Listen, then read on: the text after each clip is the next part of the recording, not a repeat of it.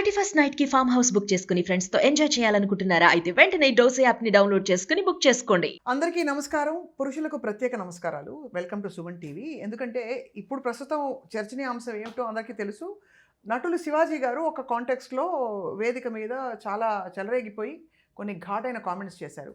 దాని మీద మహిళా లోకం అంతా కూడా తీవ్రంగా ఖండిస్తుండగా కొంతమంది నటీమణులు, చిత్ర పరిశ్రమకు సంబంధించిన వాళ్ళు కూడా దీన్ని ఖండించగా, మరికొంతమంది స్త్రీవాదులు అని చెప్పుకునే వాళ్ళు, లేదు పురుషవాదులేమో వాళ్ళు శివాజీ గారి కామెంట్స్ని, ఆయన మాట్లాడిన బూతుల్ని అన్నింటినీ సమర్థిస్తున్నారు.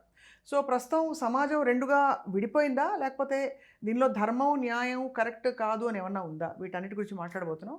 మనతో పాటు ఉద్యమకారిణి, అందరికీ సుపరిచితులు దేవి గారు ఉన్నారు. దేవి గారితో మాట్లాడదాం. బహుకాల దర్శనం దేవి గారు, స్వాగతం. సో దేవతలు మన భారతదేశంలో మహిళలందరూ ఎందుకో మరి సందర్భం వచ్చి వాళ్ళ డ్రెస్ నచ్చకపోతే ఆ దేవతల్ని నేను అనలేని ఒక బూతు తిడుతున్నాం, అది కూడా పబ్లిక్ వేదిక మీద. దీన్ని తప్పు పట్టాలా, తప్పు పట్టకూడదా? మీరు ఈ కథనం చూశాక, ఈ వార్త చూశాక మీకు ఏమనిపించింది దేవి గారు? నన్నయ్య భారతంలో ఒక పద్యం ఉంది, చూసారా? మన ఎన్టీ రామారావు గారు దాన్ని భలే పాడతాడు. ఘంటసాల గొంతులో, కురువృద్ధ బాంధవులనేకులు చూచుచునుండ మధోద్ధరుడై ద్రౌపది నీట్లు చేసిన కలున్ దుశ్శాసనం లోకభీకర రీతి వధి. అంటే ప్రపంచం అంతా భయపడేట్టుగా చంపి ఆ ఛాతీ చీల్చి రక్తం తాగుతారని అంటాడు. మధోద్ధరుడై అంటే బాగా మదమెక్కి అనే పదాన్ని సభ్యతాయుతంగా కురుసభలో భీముడు వాడతాడు. ఇప్పుడు కురుసభ కురువృద్ధ బాంధవులు అనేకులు చూచుచుండా ఇట్లా చేశాడు వీడు అన్నప్పుడు తర్వాత ద్రౌపది అడుగుతుంది, ఈ సభ మొత్తం చూస్తుండగా నన్ను ఇట్లా చేసినప్పుడు మీరు ఎందుకు రెస్పాండ్ కాలేదు అని. ఎవరన్నా కోపం వచ్చినప్పుడు ఇది కురుసభ అయిపోయింది అని గతంలో అసెంబ్లీలో కొట్టుకున్నప్పుడు కూడా మాట్లాడుతుండేవాళ్ళు. మీకు గుర్తుంటే జయలలిత గారి మీద అటాక్ జరిగినప్పుడు ఇది కురుసభ అయిపోయింది అని చెప్పి చాలా కామెంట్స్ వచ్చాయి. అంటే ఏదైనా స్త్రీల మీద ఒకటి జరిగినప్పుడు దాన్ని కురుసభగా మాట్లాడడం అనేది జరుగుతూ ఉండేది. కానీ ఇప్పుడు నాకు ఇదంతా చూసిన తర్వాత ఏమనిపిస్తుందంటే, పాపం వాళ్ళెంత సంస్కారయుతులు, ఆ మాత్రం దానికే పాపం ఇలా అన్నాడు. మరి ఇప్పుడేమని ఉంటాడు? ఈ కాంటెక్స్ట్లో నన్నయ్య గారిని పద్యరచన చేయమంటే ఆయన ఏం రాసి ఉండేవాడు అని ఆలోచించా. అర్థమైందా మీకు? ఇప్పుడు మనం ఏం చేయాలి? ఒకతన్నేమో తొడలు విరగొడతా అన్నాడు, ఒకతన్నేమో నువ్వు ఈడ్చుకొచ్చినందుకు, అసభ్యంగా మాట్లాడినందుకు నీకు మదవెక్కింది కాబట్టి నేను నీ గుండె చీల్చి రక్తం తాగుతాను అన్నాడు. ఇంతకంటే మనం ఏం బెదిరిస్తాము? ఇప్పుడు వీళ్ళు మాట్లాడిన దానికి బెదిరించడానికి ఏమన్నా ఉందా అని చాలా ఆలోచించాను. అంత క్రోధం రావడం సమంజసం? అంత ఆగ్రహం రావడం వచ్చిందా? జాలి వచ్చిందా? లేకపోతే అసలు వీళ్ళని చూసి నవ్వాలో ఏడవాలో తెలియని పరిస్థితి ఏర్పడిందా? ఎందుకు సమాజంలో కొన్ని సీరియస్ ప్రశ్నలు వచ్చాయి. అంటే ఒకటి ఏంటి అంటే, సమాజంలో మనసులో మురిగుంటలు, మెదడులో పాయఖానాలు కట్టుకొని బతికే వాళ్ళ సంఖ్య ఎందుకు పెరుగుతోంది అనే ప్రశ్న వేధించింది. ఏదైనా ఒక నాగరిక సమాజం దాన్ని నాగరిక సమాజం అని ఎక్కడ అంటాము అంటే, మరింత సమానత్వం వైపు, మరింత సభ్యత వైపు, మరింత సమానత్వం వైపు వెళ్ళేదాన్ని మనం నాగరిక సమాజం అంటాం. అవును, అవును. ప్రతి వాళ్ళ ప్రయాణం అటువైపే ఉండాలి. సమానత్వం, సభ్యత, ఎదుటి వాళ్ళ స్వేచ్ఛని గౌరవించడం. ఇవి మనకి 250-300 ఏళ్ల క్రితం ఫ్రాన్స్ రెవల్యూషన్ నుంచి వచ్చిన గొప్ప తత్వవేత్తలందరూ చెప్పిన అనేక అంశాల్లో ఇదొక భాగం. అంటే సమాజం పరిణితి చెందే కొద్దీ సమానత్వం, సభ్యత, స్వేచ్ఛ, వీటిని మనం ఆమోదించాలి. నువ్వు వీటిని ఎంత బాగా ఆమోదిస్తే అంత మనిషి అవుతావు. నువ్వు వీటి నుంచి ఎంత దూరంగా వెళితే అంత పశు ప్రవృత్తి నీలో ఉందని అర్థం. మరి మాటలు నేర్చిన పశువుని ఏం చేస్తాం మనం? నేను అక్కడి నుంచి రాను, చెప్పాను కదా, మెదడులో పాయఖానాలు కట్టుకుని ఇది చాలా బాగుంది అనే వాళ్ళని మనం ఏమనాలి? దీని గురించి ఆలోచించాను నేను. దీని గురించి ఆలోచించటంలో ఇప్పుడు కోపం తెచ్చుకోవడం వల్ల ఉపయోగం లేదు. అవును. మనం ఉంటున్న సమాజం ఇది. ఈ మాట్లాడిన వ్యక్తి ఎవరు? ఇది కూడా ఒక ప్రశ్న. ఎవరికి చెప్పాడు అతను? ఇది కూడా ఒక ప్రశ్న. ఆయన అంటున్నాడు, ఆయన నిలబడింది ఒక గట్టర్, ఒక గట్టర్, ఒక మురికి గుంట. ఈ మాట ఎందుకు అంటున్నానంటే, మరి నువ్వు నిలబడినప్పుడు చోట నీకు చుట్టూ వాసనే కదా. గత 6 ఏళ్ల నుంచి మీతో యుద్ధం చేసి మేము హై పవర్ కమిటీ వేయించాం కదా కాస్టింగ్ కోచ్ విషయంలో. అవును అవును. దాని మీద రిపోర్ట్స్ కూడా వచ్చాయి కదా. అవును. ఇవాళకి కూడా ఆ సమస్య కొనసాగుతూనే ఉంది కదా. మరి నువ్వు నిలబడిన మురుగుంటలోంచి నువ్వు ఒక మాట అనాలి కదా, అయ్యలారా, దర్శకులారా, రచయితలారా, నిర్మాతలారా, హీరోయిన్లకి మొత్తం కప్పి చూపెట్టండి అని ఒక ముక్క చెప్పొచ్చుగా. చెప్పాలి కదండి. నువ్వు నిలబడిన చోటు అది కదా. అవును అవును కదా. ఈ నిలబడిన చోటు గురించి నేను ఎందుకు మాట్లాడుతున్నా అంటే, నువ్వు నిలబడిన చోటు నిర్ణయిస్తుంది నీ బుర్ర ఎలా పనిచేస్తుందని. ఇంకొకళ్ళకి ఇట్లాంటి మాటలు రావడం సాధ్యం కాదేమో అనిపించింది నాకు. ఎందుకు అనిపించింది అంటే, స్త్రీని మనిషిగా కాకుండా చూసే ఒక అలవాటు ఉంది సమాజంలో. స్త్రీ ఈజ్ ఎ ప్రాపర్టీ. మేం ప్రాపర్టీ కాదు, మేం మనుషులు అని స్త్రీలు ఎంత చెప్తున్నప్పటికీ ఆధునిక సమాజం వచ్చాక నా ప్రాపర్టీయే అనేదాన్ని అంగీకరించడానికి వీళ్ళు సిద్ధంగా లేరు. నువ్వు తిరస్కరిస్తే నేను సహించను, నువ్వు ఎదురు చెప్తే నేను సహించను. Can you imagine? Domestic violence లెక్కలు వచ్చాయి, గణాంకాలు వచ్చాయి. అత్యధికంగా తెలుగు రాష్ట్రాల్లో వైలెన్స్ ఎక్కువ. డొమెస్టిక్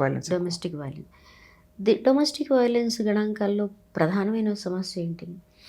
నువ్వు నాకు ఎదురు జవాబు చెప్పడం వైలెన్స్కి, డొమెస్టిక్ వైలెన్స్, గృహహింసకి ఒక పెద్ద కారణం. అంటే నువ్వు జవాబు చెప్తే కూడా నేను తట్టుకోను. ఎందుకని తట్టుకోను? Because you are my property. ఇది మన సైకీలో చాలా బలంగా వేళ్ళునుకొని నరనరాన ప్రవహించిపోయి రక్తం కంటే అదే ఎక్కువ ప్రవహిస్తుంది. అవును.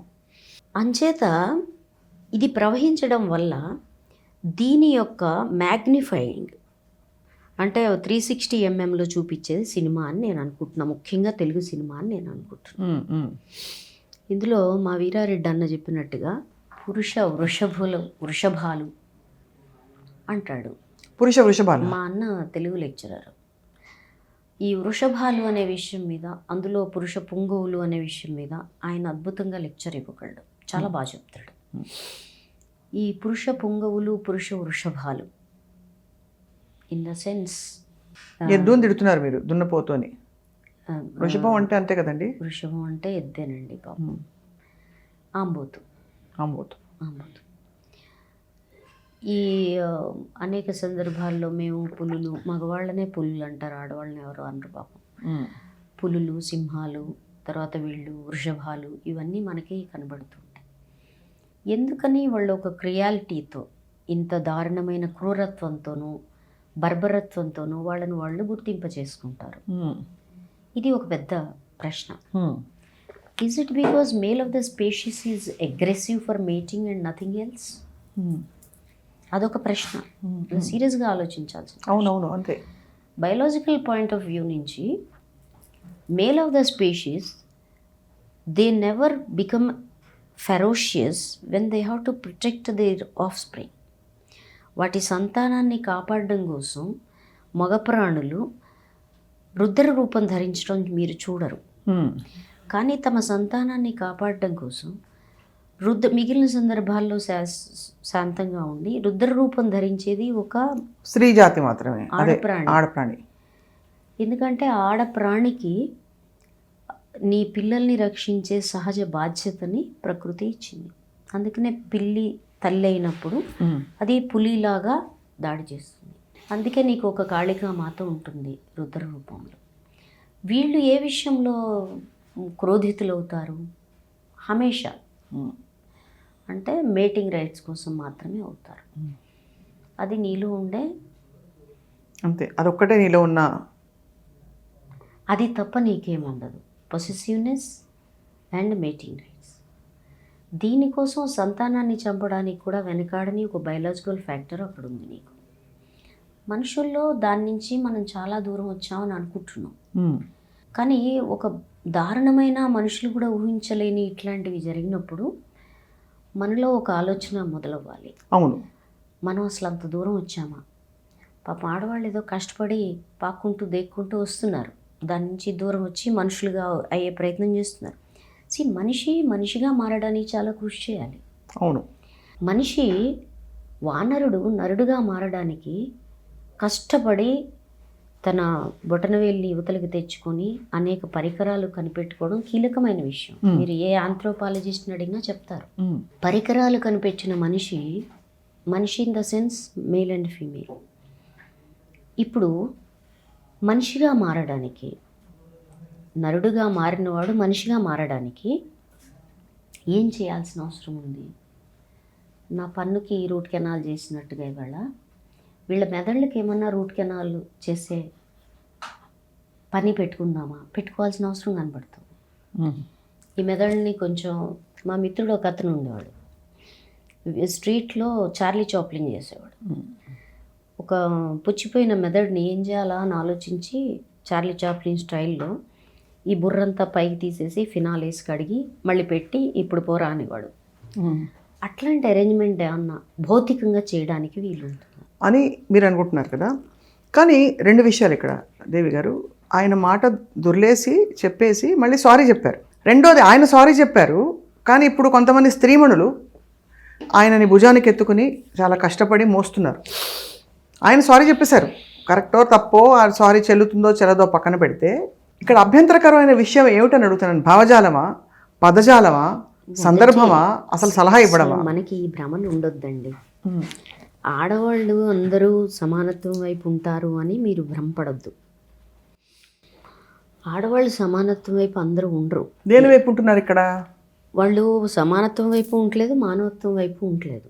వాళ్ళు దేని వైపు ఉంటున్నారో మనకు అర్థం కావట్లేదు. వాళ్ళు ఆ పాతకాలం బూజు పట్టిపోయి కాలం చెల్లిపోయిన వాటిని పదే పదే వల్లిస్తూ దాన్ని ఆధునిక భాషలో, ఆధునిక పరిభాషలో మాట్లాడుతూ తిరుగుతున్నారు తప్ప ఇక్కడ మీరు ఆడా మగ అని చూడకండి. అసలు నీ బుర్రలో ఏముందనేది చూడండి. అసలు ఆడవాళ్ళ శత్రువులేంది అక్కడి నుంచే వచ్చింది. ఎందుకంటే మగవాళ్ళు చాలా తెలివిగా వాళ్ళు మాట్లాడాల్సిన అంశాలు వీళ్ళతో మాట్లాడిస్తూ వీళ్ళు పప్పెట్స్. ఈ భావజాలానికి వీళ్ళు పప్పెట్స్ మీద మనం కోపం తెచ్చుకుని ఏం చేస్తాం చెప్పండి? జాలిపడాలి. అయితే ఇప్పుడు నిన్న మాట్లాడిన ఆడవాళ్ళ గురించి మీరు మాట్లాడారు. చాలామంది వీడియోస్ చూస్తే నిన్న ఇవాళ కొన్ని వచ్చాయి, చాలా యాక్యురేట్గా ఇతను ఎందుకు ఈ పదాలు వాడకూడదు అని వాళ్ళు చాలా చక్కగా వివరించారు. అదే మరి వాళ్ళ హానరీ విమెన్ అందా? సమస్య అసలు స్త్రీ పురుషులది కాదు. సమస్య ఏమి అంటే నువ్వు సమానత్వాన్ని ఒప్పుకుంటున్నావా లేదా? ఈ భావాన్ని ఒప్పుకునే వాళ్ళందరూ మన ఫ్రెండ్స్, ఒప్పుకొని వాళ్ళందరూ మన ఫ్రెండ్స్ కాదు, సమాజానికి కూడా ఫ్రెండ్స్ కాదు. సమాజానికి వాళ్ళు వ్యతిరేకులు. సమాజానికి వ్యతిరేకులు, పురోగతికి వ్యతిరేకులు. వాళ్ళని సమాజం నుంచి దూరం చేసి పడేయాల్సిన అవసరం ఉంది. అయితే మీరు ఇక్కడ ఒక విషయం గమనించండి.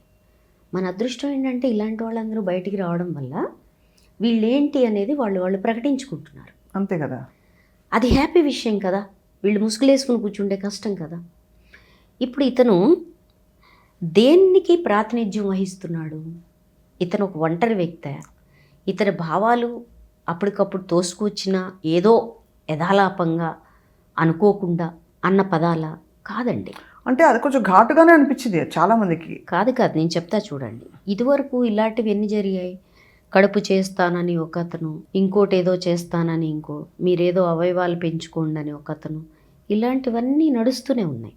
మరి వాళ్ళందరినీ ఈ ప్రొటెక్షన్ ఇచ్చే వ్యక్తులు ఎందుకు అనరు అంటున్నాడు. అది కాదు, అసలు తెలుగు సినిమాలు చూడండి మీరు. ఇవన్నీ ఎంసీపీస్ తప్ప ఇంకేమన్నా ఉన్నాయా? పక్కా మగాడితనం తప్ప, మేల్ చావనిజం తప్ప ఏముంది లేదు. అక్కడ? హీరోయిన్లకి ఒక అస్తిత్వం ఉందా? ఒక వ్యక్తిత్వం ఉందా? ఎక్కడన్నా వ్యక్తిత్వం ఉన్న ఒక పాత్రను సృష్టిస్తే దాని మీద పడిపోతారు అందరూ, తట్టుకోలేరు. మన గర్ల్ ఫ్రెండ్ సినిమా అదే వ్యక్తిత్వం ఉన్న అమ్మాయిగా చూపించినందుకు ఇప్పుడు ఆ సినిమా మీద పడేడుస్తున్నారు. ఆ సినిమాలో ఏం చూపించారు మీరు? గర్ల్ ఫ్రెండ్ సినిమాలో మీరు వాడుకుని లేకపోతే అంత డీప్ రిలేషన్షిప్ అయ్యాక కూడా ఎవరితో అంటే వాళ్ళతో నువ్వు తిరిగేసి వదిలేయచ్చా, అదేనా మీరు చూపిస్తున్నది అని.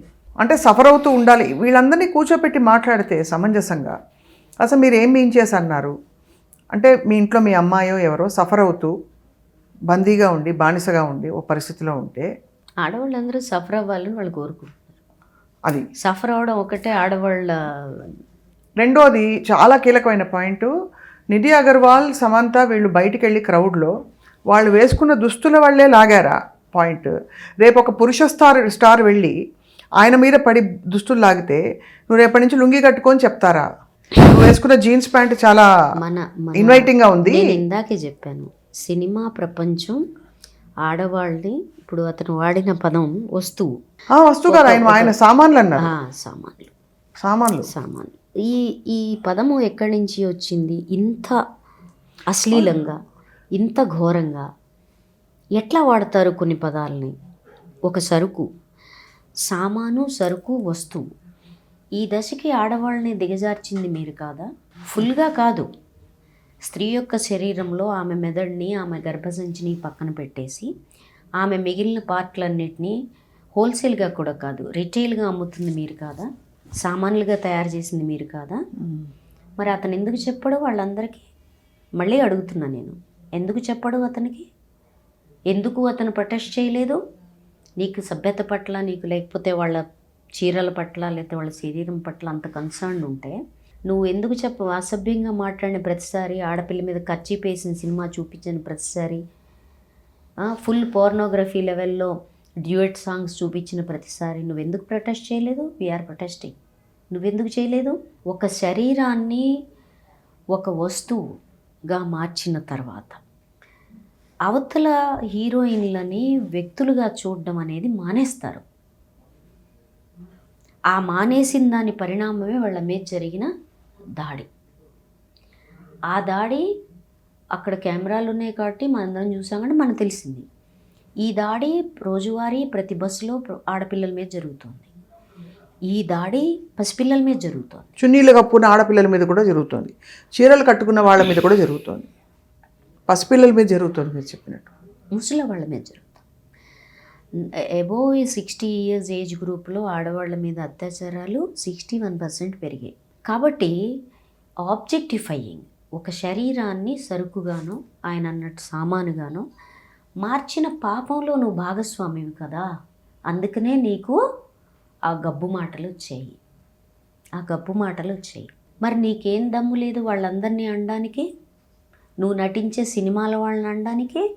ఎక్కడన్నా మామూలు సామాన్యమైన ఆడవాళ్ళు కట్టుకున్నట్టుగా నీ శరీరాన్ని ఎప్పుడన్నా ఒక స్క్రీన్ మీద ప్రతిఫలనం చేసావా? నువ్వు సాధారణమైన ఆడవాళ్ళు ఉన్నట్టుగా నువ్వు చేసావా?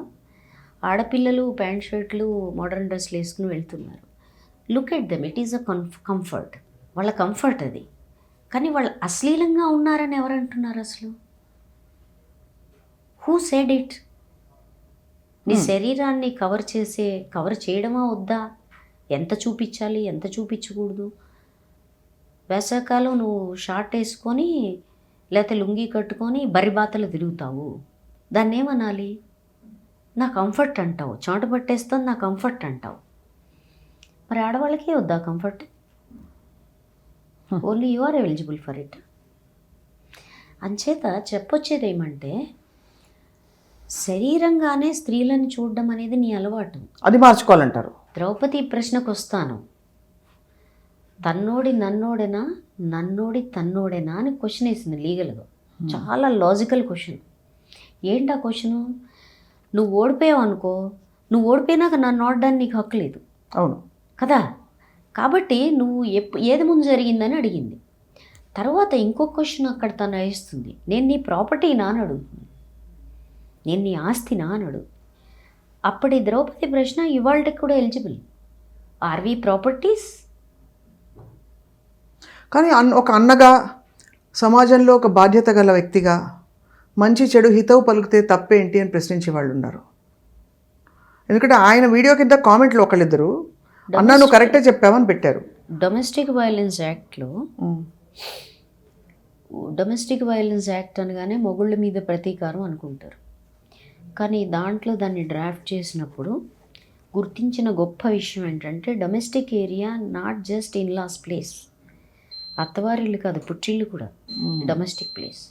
డొమెస్టిక్ వైలెన్స్ అన్నదమ్ములు, మేనమామలు, తండ్రి అందరూ అందులో ఉన్నారు. తెలుసా మీకు అది? తెలియదు చాలా మంది. ఇన్లాస్ వరకే అనుకుంటారు, కట్నం కాదు.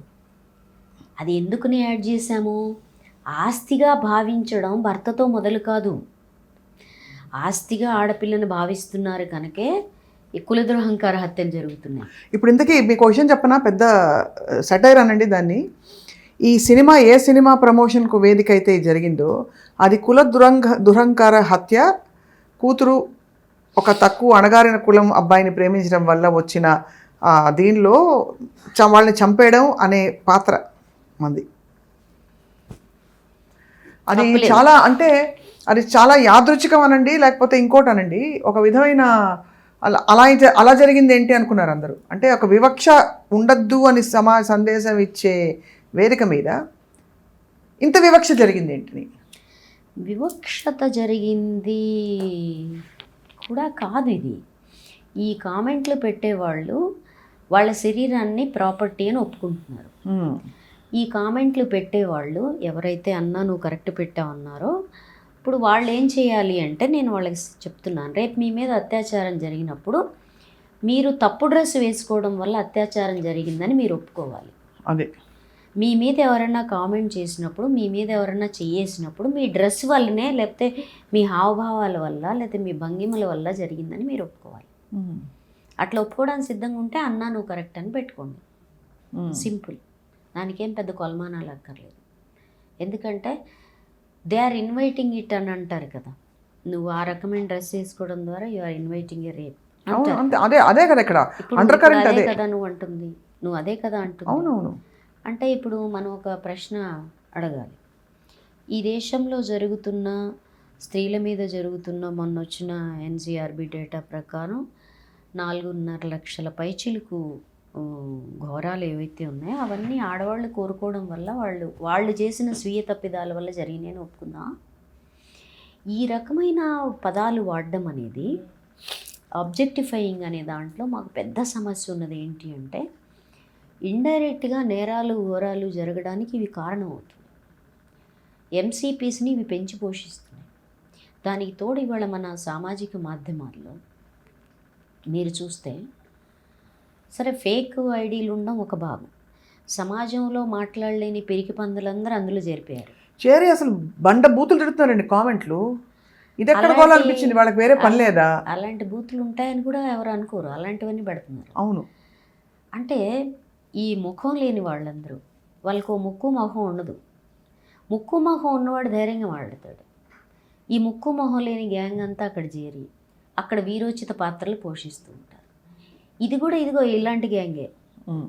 ఈ తాగి గంజాయి దాగి తురక్ అనేదో పద్యం ఉంది కదా, అట్లాంటి గ్యాంగ్ అందరూ చేరి గంజాలు మత్తులు, మరి ఇంకేం మత్తులు ఉన్నాయో వీళ్ళకి, రకరకాల మత్తులు ఉన్నాయి. కొంతమందికి మతం మత్తు ఉంది, కొంతమందికి సనాతన ధర్మం మత్తు ఉంది, కొంతమందికి పురుషాధిక్యత మత్తు ఉంది, నాలాంటి మగాళ్ళు లేడనే మత్తులు ఉన్నాయి. ఈ రకరకాల మత్తులు బానిసలు, ఒరిజినల్గా కూడా మత్తులు ఉన్నాయి. అవును. ఈ మత్తుగాళ్ళందరూ చేరి ఉన్మాదం పట్టుకొని అది ఒక స్థాయికి వెళ్ళి వీళ్ళు ఏం మాట్లాడుతున్నారో ఒంటి మీద సోయి లేకుండా మాట్లాడుతూ వాళ్ళ భావాలకి వ్యతిరేకంగా ఉండే ప్రతి వాళ్ళ మీద దాడి చేయడం, విచక్షణారహితమైన దాడి. చాలా దారుణం అండి. అసలు ఇదైతే మీరు ఎంత కరెక్ట్గా పట్టారు. అసలు జడేసుకోవాలా లేదా, జుట్టు ఎందుకు విరబూసుకున్నావు, నువ్వు బొట్టు ఎందుకు పెట్టుకోవు, నువ్వు 10 గాజులు ఎందుకు వేసుకున్నావు, 20 ఎందుకు వేసుకోలేదు, నువ్వు చీర కట్టుకోవచ్చు కదా. బ్రిటిష్ వాళ్ళు మన రాకముందు మన ఇప్పుడు వరంగల్ ఇలాంటి చోట్ల వీరగల్లులు ఉంటాయి. అంటే ఆ గ్రామంలో వీరోచితమైన పని చేసి చచ్చిపోయిన వాడిని వీరగల్లులు ఉంటాయి. అది నేను చాలాసార్లు చూసి మ్యూజియంలో చాలా స్త్రీ అని కన్ఫ్యూజ్ అయ్యా. దానికి కారణం ఏంటో తెలుసా? పెద్ద ముడి ఉంటుంది, వాడికి జుట్టు ఉంటుంది, పెద్ద ముడి ఉంటుంది ఇక్కడ. ఆ జుట్టు చూసి నేను ఫస్ట్ సైట్లో ఆడమ్మాయి అనుకొని అబ్బా ఆడవాళ్ళకి వీరగల్లు వేసారని చూస్తే కాదు మగవాడు అని తర్వాత తెలిసింది. అంటే దాని అర్థం ఇది ఎందుకు చెప్తున్నా అంటే మీకు, మీరు జుట్టు గురించి అంటే మన ఒరిజినల్ సాంప్రదాయం జుట్టు పెంచుకోవడం, చక్కగా జుట్టు పెంచుకుని జులపాలు కూడా కాదు, మంచిగా పెద్ద జుట్టు ముడి కొప్పు ఉండడం మన సాంప్రదాయం. మరి నువ్వు బ్రిటిష్ వాడిని చూసి క్రాఫ్ట్ కొట్టించేసుకున్నావుగా. అవును, బ్రిటిష్ వాడిని చూసి నువ్వు ధోతీను కుర్తా వదిలేసి ప్యాంటు టీ షర్టు హుడీలు వేసి తిరుగుతున్నావు కదా. ఇప్పుడు షార్ట్లకు కూడా వచ్చేసావు కదా. కరెక్ట్, షార్ట్లకు కూడా వచ్చేసావు కదా నువ్వు సిగ్గు లేకుండా జీన్స్ వేసుకుంటున్నావు కదా. జీన్స్ ఏమో భారతీయ డ్రెస్సా? ఆడవాళ్ళని ఎందుకంటావు మరి? అంటే నీకైతే ఉందా దీని మనస్తత్వం కూడా మీకు ఒక విషయం చెప్పాలి. ఇదేమీ వీళ్ళు కొత్తగా స్టార్ట్ చేసింది కాదు. కొలోనియల్ ఇండియాలో ఒక పురుషాధిక్యత ప్రాపర్టీగా స్త్రీని చూసినప్పుడు ఎక్కడ దెబ్బతింటుందంటే మా మీద వాళ్ళు పెత్తనం చేస్తున్నారు, వాళ్ళు వచ్చేసి మా మీద పెత్తనం చేస్తున్నారు. కానీ మా కంట్రోల్లో ఆడవాళ్ళు ఉండాలి కాబట్టి ఆడవాళ్ళు చదువుకోవద్దు, ఆడవాళ్ళు బయటకు వెళ్ళొద్దు, నువ్వు ఇట్టే ఉండాలి అని పెట్టేశారు. ఆ పెట్టిన దాని ఫలితమే మీరు చూస్తే బ్రిటిష్ వాళ్ళు సరే వాళ్ళు చేసిన తప్పుడు పనులు చాలా ఉన్నాయి, వాళ్ళు దేశాన్ని నాశనం చేశారు, అది వేరే సంగతి. కానీ వాళ్ళు సతీసాగమనం బాల్య వివాహాలు లాంటివి కాస్త ఆపుతాము అంటే గగ్గోలు పెట్టేశారు. అది మా సంస్కృతి అని. అది అంతే కదా. అలాంటి సంస్కృతులన్నీ ఎందుకు వచ్చాయి? నా ప్రాపర్టీ నుంచి వచ్చాయి. మరి అటువంటి ప్రాపర్టీ సనాతన ధర్మం లేకపోతే ఆడవాళ్ళు ఇట్లే ఉండాలని చెప్పే వీళ్ళు ఉన్నారు కదా, వాళ్ళు ఆడమగ ఎవరైనా కావచ్చు, వాళ్ళందరూ సతీసాగమనాలకు తిరిగి వెళ్ళాలి. అది అంతే కదా. నువ్వు ఆమోదించాలి కదా వాటిని. అన్నీ అప్పుడే కరెక్టు, అవన్నీ ఉన్నాయిషా అవే కరెక్ట్ కదా. వెళ్ళిపోండి అక్కడికి, గో బ్యాక్. వెనక్కి నడవాలి కూర్చున్నారు కదా, వెళ్ళండి. కానీ ప్రపంచం మీతో పాటు రాదు, ప్రపంచం ముందుకు నడుస్తుంది. అయితే ఈ ముందుకు నడిచే ప్రపంచం ఈ గ్యాంగ్ అంతా ఎందుకు రావట్లేదు అంటే ఇట్ ఈజ్ ఎ బ్యాక్లాష్. వీళ్ళ లోపల విపరీతమైన ఇన్సెక్యూరిటీ, విపరీతమైన భయం, నా మగాడితనం పోతుందేమో అని. మీకు తెలుసు కదా ఫ్రాయిడ్ థియరీ, మగవాళ్ళకి భయం ఉంటుందంట, తల్లి పట్ల ప్రేమ ఉంటుంది, భయం కూడా ఉంటుంది. ఏంటి అంటే తనలాగా చేసేస్తుందేమో తల్లిని భయం ఉంటుందంట. ఆ భయం వల్ల డామినేట్ చేయాలని అనుకుంటాడట, కానీ అది సాధ్యం కాదు. దీని నుంచి తల్లి కడుపున వదిలేసి రీబార్న్ అవ్వాలనుకుంటాడు. ఈ మధ్య పెద్ద రీసెర్చ్ వచ్చింది దాని మీద. మళ్ళీ తిరిగి పుట్టాలనుకుంటాడు, అయోనిజగా పుట్టాలనుకుంటాడు. అంటే స్త్రీ గర్భం నుంచి కాకుండా నాన్ బయలాజికల్గా పుట్టాలనుకుంటాడు. అది పురుషాధిక్యతలో ఒక భాగం. నేను ఈ గర్భం నుంచి పుట్టడం వల్ల నా అస్తిత్వం స్త్రీతో ముడిపడి ఉండటం వల్ల నా పురుషత్వం దెబ్బతింటుంది అన్న మనస్తత్వం నుంచి ఇవన్నీ వస్తాయంట. సైకలాజికల్ డీప్ రూటెడ్ కాజు ఇదని చెప్తున్నారు. సరే మనకి ఇప్పుడు పురుషాధిక్యత అలవాటు అయిపోయి 3000 ఏళ్ళు అయింది అనుకుందాం. అంతకుముందు 3000 ఏళ్ళు అంటే ఆఫ్టర్ ఆల్ ఎంత మానవ సమాజ చరిత్రలో అంతే కదా, 70,000 ఏళ్ల చరిత్రలో 3000 ఏళ్ళు అంటే మిగిలిందంతా మాతృ పరంపరే ఉండింది కదా, మెట్రియార్కల్ సొసైటీ. అదొక పెద్ద భయం ఉంది వీళ్ళకి. అంటే సహజంగా తను శక్తివంతుణ్ణి కాదు అనే విషయం తెలుసు. కానప్పుడు దాని మీద శరత్ అద్భుతంగా రాస్తాడు, ఎక్కడో నాకు గుర్తుంది. ఏమంటాడంటే మీరు బలవంతులని తెలుసు, మిమ్మల్ని కట్టేయలేమని తెలుసు కాబట్టే జైలు గోడలు పెట్టాం అంటాడు. అంటే నువ్వు బలహీనులుగా మేము బలవంతులం కాదు అని తెలిసినప్పుడు ఏం చేస్తాం? కట్టుదిట్టాలు జైలు గోడలు పెడతాం, అది చేసిన పని. కాబట్టి ఈ జైలు గోడలలో ఒక వికృతత్వం నడుస్తుంది. ఆ వికృతత్వం సమాజం నుంచి విడిపడి ఉంటుంది. ఆ వికృతత్వం కొంతమంది పెంచి పోషించుకుంటారు, ఎందుకంటే వాళ్ళ వైఫల్యాలు, వాళ్ళ ఘోర వైఫల్యాలు, వాళ్ళ అభద్రతలు, వాళ్ళ చేతగాంతనాలు అన్నీ బయటపడిపోతాయి, అన్నీ లోపల పనిచేస్తూ ఉంటాయి. వీటన్నిటినీ వాళ్ళు బయటికి ఎట్లా అంటే చేతగాని వాడు మన తుపాకీ రాముడిలాగా, పిట్టల దొరలాగా ఎక్స్ట్రాలు చేసినట్టుగా, గుమ్మడికాయంత బంగారం పక్కన పడేసాను అన్నట్టుగా చాలా ఎక్స్ట్రాలు చేసి మాట్లాడుతూ ఉంటారు. ఈ వాగే వాళ్ళందరూ కంట్రోల్ చేద్దాం అనుకునే కోరికుండి దేన్ని కంట్రోల్ చేయలేక కొట్టుకుపోతున్న జనం. భయం వీళ్ళకి. సమానత్వం వస్తే ఏమైపోతుందో, నన్ను ఏ ఆడది చూడదేమో. ఎందుకంటే ఆడవాళ్ళకి స్వేచ్ఛనిస్తే 90% మంది ఆడవాళ్ళు మొగుళ్ళని వదిలేస్తారని చలం నేను పుట్టకముందు మీరు పుట్టకముందు 100 ఏళ్ల క్రితం చెప్పాడు. అది ఇప్పుడు నిజమైపోతుందేమో అని వీళ్ళ బాధ. ఆడవాళ్ళకి స్వేచ్ఛ వచ్చేస్తే ఆడవాళ్ళు పర్వాలేదురా, నువ్వు ఒక ఆడపిల్లని మోసం చేసిన తర్వాత నువ్వు ఏ శారీరక సంబంధం పెట్టుకున్న తర్వాత కూడా వెనక్కి చూడకుండా వెళ్ళిపోగలను అనుకుంటున్నావు కదా, అదే పని ఆడవాళ్ళు చేశారనుకో, అదొక్కటే పాయింట్ కదండి. శారీరకంగా లొంగ తీసుకోవడం అనే ఒక వీక్ పాయింట్ మీద మగవాడు ఆడుకుంటున్నాడు ఆడపిల్లలతో. అవును అవును అవును. ఆ ఒక్కటి కట్ చేశారనుకోండి, అవును నీకెంతో నాకంతే.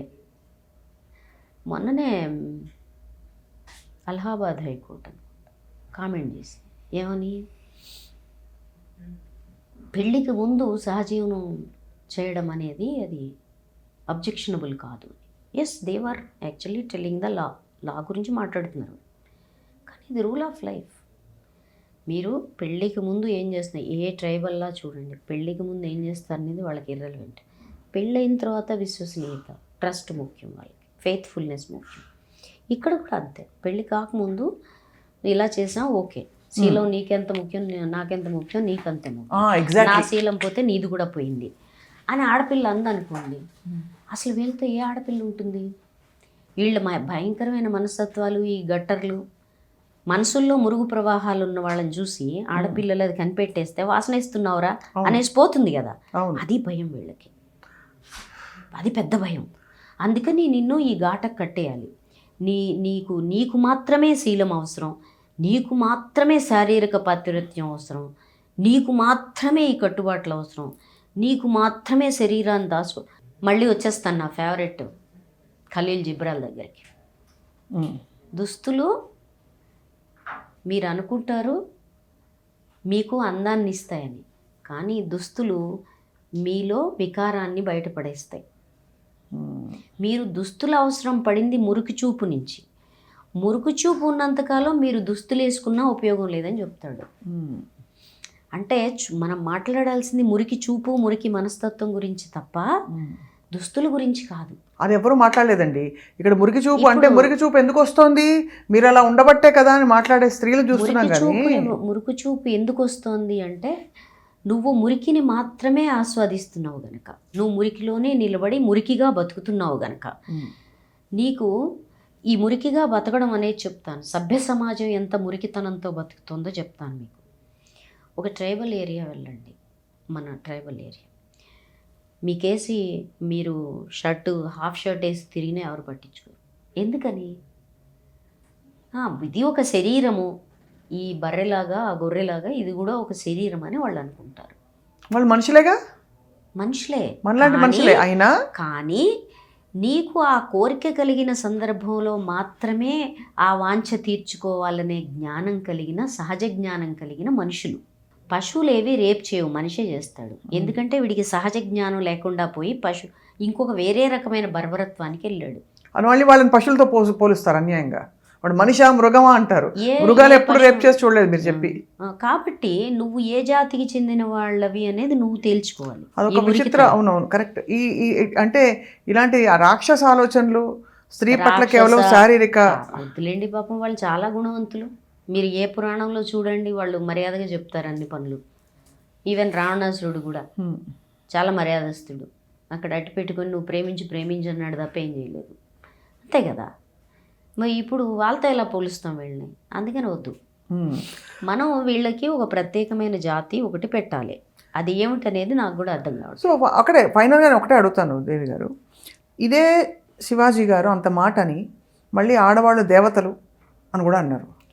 కానీ మనకి దేవతల విగ్రహాలలో మీరు చూస్తే అందం వర్ణనలుగా వచ్చిన మనకి ఒక సంపద ఉంది, ఒక సాహిత్య సంపద. పూర్ణ కుంభాలు లాంటి స్తనాలు, అరటి బాదుల్లాంటి తొడలు అని వర్ణించింది ఎవరిని? సీతమ్మ గురించి వాల్మీకి గారు. ప్రబంధ యుగాలు చెప్పక్కర్లేదు. అంటే అది అర్థమైంది ఏంటంటే, అంటే చీర కట్టి అలా ఉన్నా కూడా వర్ణన ఒక స్త్రీని దేవతగా ఏమండి, చూసినప్పుడు చెల్లిన వర్ణన. ద్రౌపది చీరే కట్టుకుంది, అవును. జీన్స్ వేసుకోలేదు, సినిమా హీరోయిన్ డ్రెస్సులు కూడా వేసుకోలేదు. ఉమ్. కీచకుడు ఎందుకు పడ్డాడు వెంట? తప్పు ద్రౌపదిదా కీచకుడిదా? చాలా ఈ పాయింట్తో మటాష్ చాప్టర్ క్లోజ్ అండి. ద్రౌపది పాపం మనలా కాదు కదా. ఉమ్. అంచేత ప్రశ్న ఏంటి అంటే నువ్వేంటి అనేది. క్షమాపణ చెప్పేశాను, దేవతలా చూస్తాను, చెల్లెల్లా చూస్తాను, వద్దు. ఉమ్. నువ్వు ఆడవాళ్ళని మనిషిగా చూడలేదనేది మాకు అర్థమైంది. దేవతగా అక్కర్లేదు, మనిషిగా చూస్తే చాలంటారు. అసలు దేవతగా చూడొద్దండి. Um. You are wrong on it. మేం మనుషులమే, ఉప్పు కారం తినే మనుషులం. కోపము, అహంకారము, లేకపోతే దుర్మార్గము, నేర ప్రవృత్తి, మన్ను మశానం మాకు కూడా ఉంటాయి.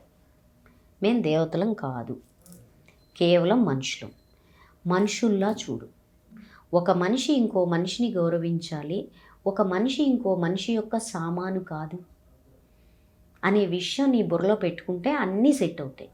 అది బుర్రలో లేకే నువ్వు ప్రాపర్టీ అని ఏది ఎంత ఘోరంగా మాట్లాడేసి. అంటే చూసేవాళ్ళు అలా అనుకుంటారట, దరిద్రపు. ఏం లేదు, వాళ్ళకి వీళ్ళకి ఆపాదించడం అంటే ఏంటి అంటే, ఇప్పుడు నాకెందుకు రాదు ఆలోచన, నీకెందుకు వస్తుంది?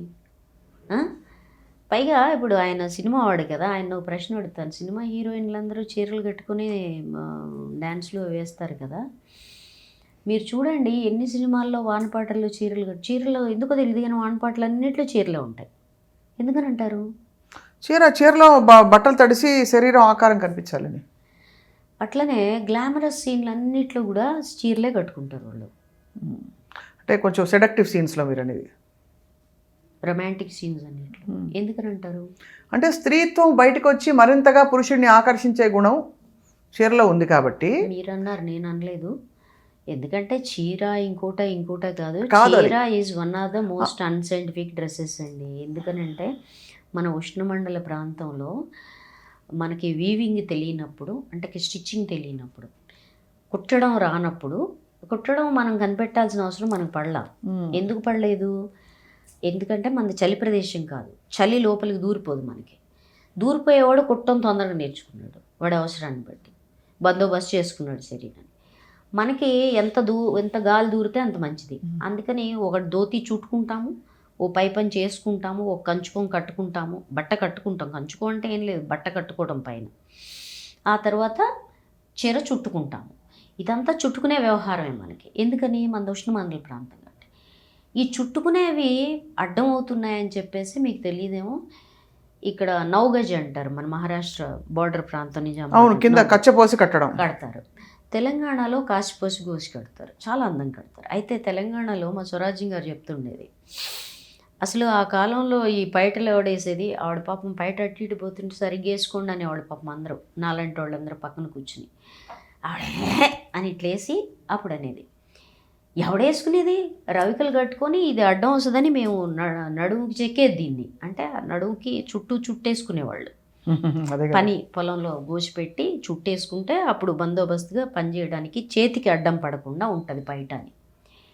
కాబట్టి నువ్వు ఇవాళ రేపు వచ్చి నీకు చరిత్ర జ్ఞానము లేదు, మానవ జ్ఞానము లేదు, లేకుండా ఏది నోటికొస్తే అది మాట్లాడి ఆ పనికి మాలిన సీరియల్స్, ఆ వాట్సాప్లో వచ్చే జ్ఞానము, లేకపోతే సోషల్ మీడియా జ్ఞానము, ఇది తప్ప ఇంకోటి లేని అజ్ఞానులందరూ వాళ్ళ అజ్ఞానాన్ని ఇంత ఘోరంగా బయటపెట్టుకుంటూ వాళ్ళ మనసులో ఉండే అభద్రతల్ని, వాళ్ళ చేతగానితనాల్ని, వైఫల్యాల్ని ఆడవాళ్ళ మీద కక్కి, అంటే వాళ్ళ ఏడుపు ఏం లేదండి.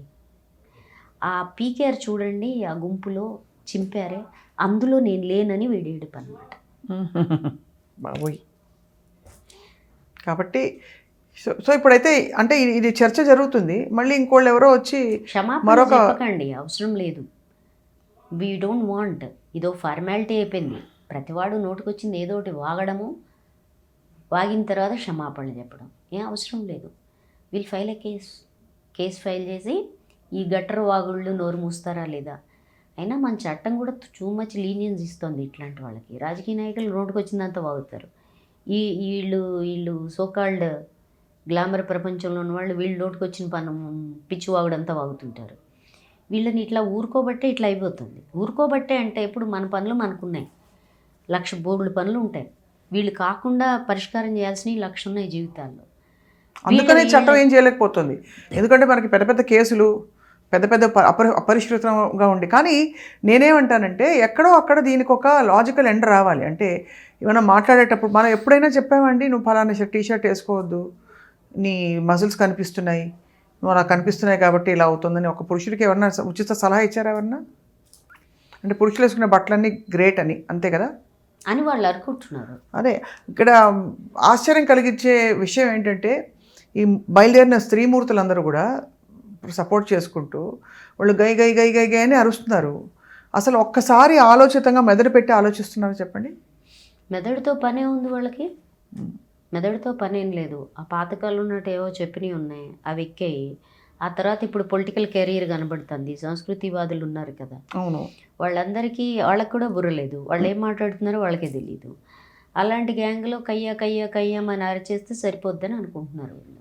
అంతకుమించి ఏం లేదు. నో లాజిక్, లాజిక్ లేదు, జ్ఞానము లేదు. అది కానీ దేవి గారు కుండ బద్దలు కొట్టారు. మరొకసారి ఒకటేంటంటే ఈ సంఘటనతో మన కింద దాగి ఉన్న అంటే చాలా చాప కింద నీరులాగా ఇంకా కూడా ప్రవహిస్తున్న ఈ పురుషాధిక్య భావజాలం అనండి, లేదు స్త్రీని అడగదొక్కే కనపడుతుంది. అదే అంటే ఇంకా కూడా దాన్ని ఇలాంటి వేదికలు మీరు కూడా అప్రస్తుతంగా కూడా అవసరం లేనప్పుడు కూడా బయటకు రావడం, ఇలాంటివన్నీ మరి పబ్లిసిటీ కోసమో ఏది కోసం ఎందుకు అవుతున్నాయో తెలియదు, వేచి చూద్దాం. బట్ మీరు రూట్ కెనాల్ పని చేయించుకుని కూడా ఇవాళ ఈ కార్యక్రమానికి వచ్చినందుకు మీకు డెఫినెట్లీ కృతజ్ఞతలు. వీళ్ళకి కూడా చేద్దాం రూట్ కెనాల్, వీళ్ళకి కూడా చేద్దాం అంటారు. తప్పకుండా. నమస్కారం.